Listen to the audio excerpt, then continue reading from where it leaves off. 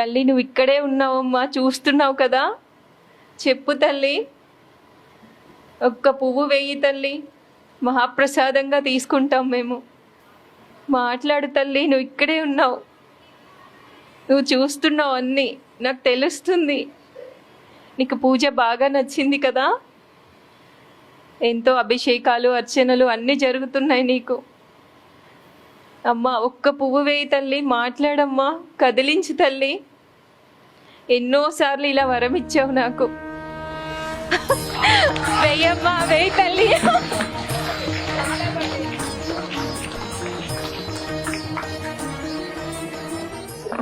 నిజంగా అమ్మవారు ఉంది కదా, చూశారు కదా ఇప్పుడు అమ్మ ఎలా మాట్లాడుతుందో. చాలా కృతజ్ఞతలు తల్లి, నువ్వు ఉన్నావని మళ్ళీ నిరూపించుకున్నావు.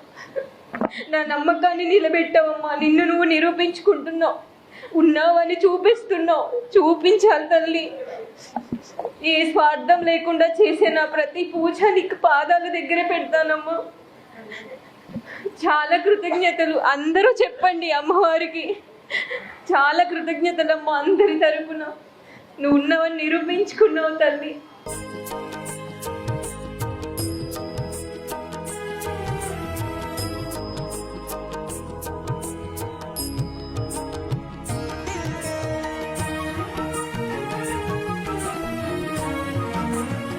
ప్రశాంతి గారు నమస్తే.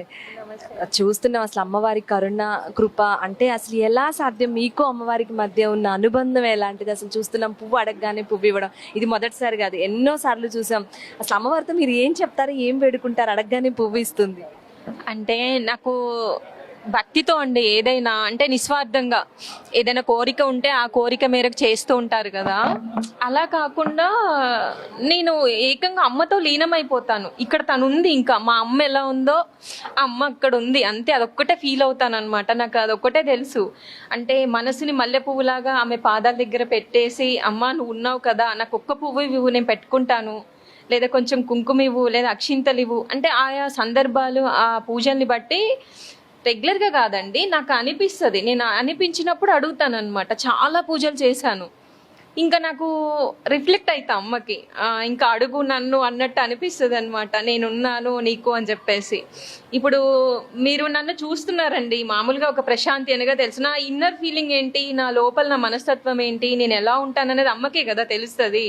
తను ఎలా ఎంత భక్తితో చేస్తుంది అని చెప్పేసి. నాకు అమ్మ ఉంది అంతే. నేను బలంగా నమ్ముతాను, కష్టమైన సుఖమైన సంతోషమైన ఏదైనా ఆమెకి అర్పితం. నువ్వు ఉన్నావు అంతే, నువ్వు చూసుకుంటావు. అదొక్కటే నాకు తెలుసు. మంచి భక్తితో చేయడం తెలుసు.